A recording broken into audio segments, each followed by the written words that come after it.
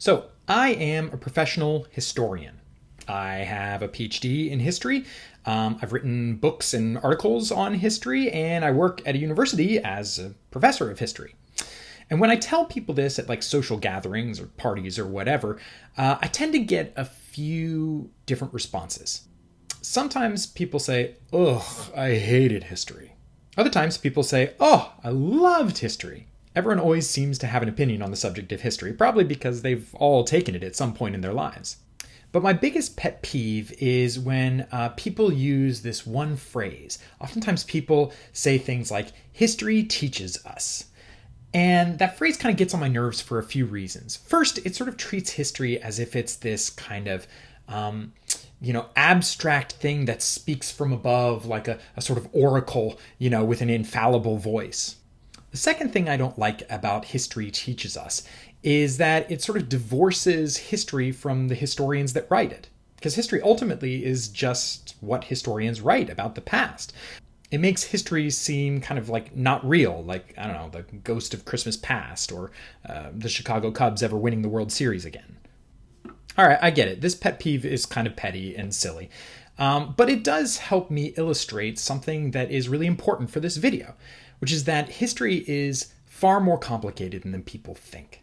In this video, we're going to try to answer the somewhat simple sounding question of what is history? We'll go into what the different forms of history are, and we'll spend a lot of time sort of detailing the one form of history that we're going to really focus on this semester, which is academic history. Okay, so let's get started.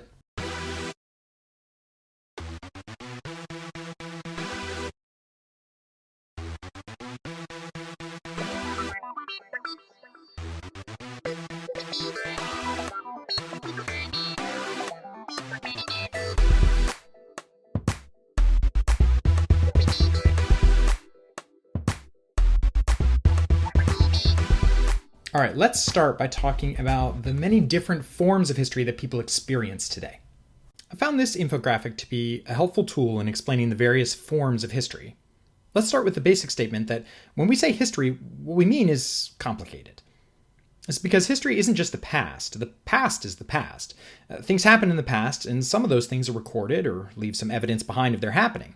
Note that I said some. There are an infinite number of events that occur that are not recorded in any way, and thus don't find their ways into histories that we read or write. So history is not the same thing as the past. No history will ever capture the total picture of the past. The evidence of past events are then preserved in some form. This is generally the job of librarians and archivists whose main missions are to collect items from the past and preserve them so that future researchers can use them. Other times, evidence is preserved with families or personal private collections, and sometimes evidence of the past only exists in the minds of people, and the stories they tell or are passed along. All of these places are places that historians access evidence of the past. That's how they get to the past and use that to write their histories. And those histories generally appear in three different forms. First, there is academic history. Academic historians are people like professors. Their job is generally to seek out new information about the past and interpret that information to make claims and arguments about their significance. Academic historians are generally the ones who spend the most time in archives, finding new evidence, making new discoveries. Academic historians produce academic books, things like argumentative monographs and journal articles and essays. They present at academic conferences, and they teach classes in universities and colleges. But academic history is not the only form of history. There's also public history. Public history is history designed for public consumption, generally to educate large communities of people. Public historians produce very different types of things. They produce, for example, museum exhibits or historical monuments or put on historical reenactments. The point of public history is to try to make the stories of the past as widely accessible as possible. Finally, there's popular history. Popular historians are people who use the stories of the past for the purposes of entertainment. Popular histories include works of historical fiction, or movies, or TV shows, musicals, theater, even video games. Stories from the past can be fun, and popular historians help us enjoy that. The thing is this, pretty much all of these histories come via the work of academic historians. You see, academic historians are generally speaking the ones who uncover new things about the past. Public historians and popular historians generally take the work of academic historians and put them into new forms so that they can be sort of appreciated and consumed by a different group of people. So what we're going to focus on in this video going forward, and indeed kind of in this class this semester, is really academic history. When we talk about the question of what is history, what we're really doing is trying to figure out what is academic history. And in learning historical research in this class, really what we're doing is learning how academic historians do what they do to discover new things about the past and make arguments about their significance. So now we know a little bit about the three kind of main forms of history. Now let's spend some more time with one of them, academic history. So before we answer the question, what is academic history, it's actually better to start by talking about what history is not. Let's start with something I said a little bit ago. History is not the same thing as the past. Millions upon millions of things happen that are never adequately recorded and thus never show up in histories. History is what historians produce from the pieces of evidence that remain from the past. Second, academic history is not generally about judging the past. What I mean by this is that academic historians don't write about, say, who was a better president, Herbert Hoover or Calvin Coolidge. Similarly, they're not interested in questions like, was the French Revolution good? And that might be the work of ethicists or philosophers or political scientists, but it's generally not the work of academic historians. Academic historians instead are interested in understanding the how and why of the past, not evaluating whether it was good or bad. Third, history is not just a compilation of facts. Academic historians are not like the people that I talk to at parties who say things like, hey, did you know that there were 9 generals killed or wounded at the Battle of Gettysburg? Academic historians discover facts like this, but then they go further and they make interpretations and arguments about the significance of these facts.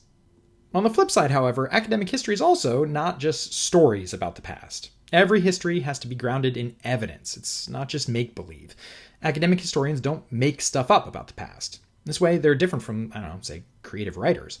Also, their stories are not just stories for the purpose of entertainment. Rather, academic historians are more like lawyers, building arguments about the past and trying to prove their arguments or prove their interpretations of how and why things happen. Finally, academic history is not about the future. All right, controversial opinion alert.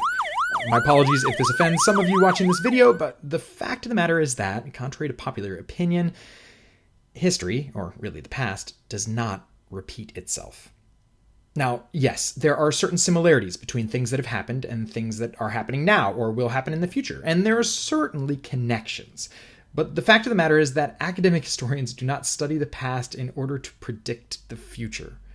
That's because academic historians tend to emphasize and appreciate the uniqueness of people, places, and times. No two people are the same. No two events are the same. Academic historians don't study the past to figure out what's going to happen next year or next decade or next century. They let the past be the past and try to understand it on its own terms. So, what then is academic history? Well, first, academic history is the study of the past. Okay, I know that might seem a little obvious, but it's important because it means that historians study the past alone and not, as I said, the past as it relates to, some undetermined future. It also means that history is the study of the past, not the past itself. History is always an incomplete picture of the past. Okay, second, history is also the study of the past in its particularity. What do I mean by this? Well, many academic disciplines are interested in what we might call human or natural universals. They're interested in what is true about humans or about nature across time and space. For example, physicists tried to discover how nature behaves in all times, in all circumstances. Think like Newton's laws of thermodynamics. Similarly, psychologists try to understand the human mind and human behavior. Sociologists try to understand how human societies operate. Political scientists try to discover how political societies operate, all in a kind of universal way, how all humans behave. But this is what makes history unique. Historians focus on particular times and places, and don't assume that what happened to some people in the past is the same thing that happened to others in the past, or people in different times and places. This is what we mean by the particular. Historians seek to understand the how and why of particular times and particular places, rather than the how and why of all people in all times and all places. I said before that history is not just a compilation of facts or made-up stories. Rather, history is argument and interpretation. Historians are like lawyers. They make claims about how and why things happened.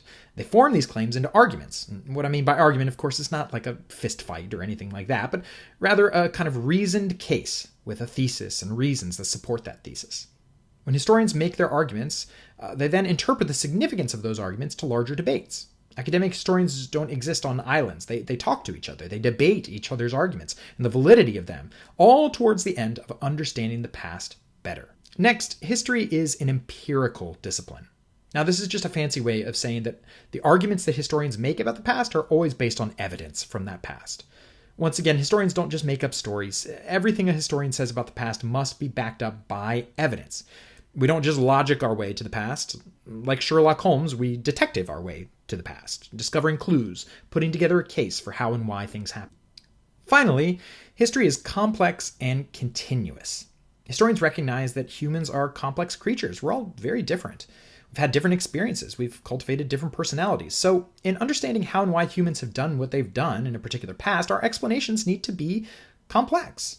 What this means is that, unlike in the physical and life sciences, where the goal is kind of uniformity of opinion, right? Think of the ideal scientific study, for example, as an experiment that, when undertaken over and over again, will produce the same exact results. The goal of history is diversity of opinion. Generally speaking, historians believe that we are getting closer to the truth of the past when we get a wider variety of perspectives on that past. Continuous means that it's never ceasing. We never have the definitive account of any historical event. We've been studying the Roman Empire for thousands of years. We still don't know it in its totality. Instead, we will keep studying more and more and more, and in so doing, we'll get closer and closer to the truth, or at least to a better understanding of that truth of the past.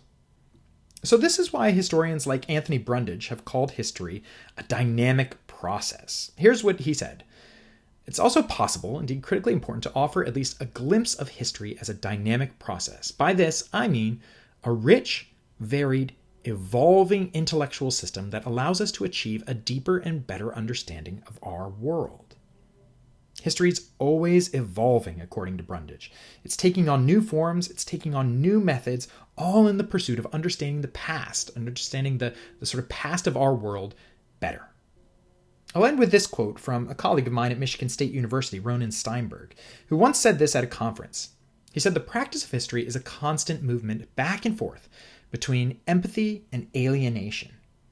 What Ronen meant is that the historian has to do kind of two things simultaneously.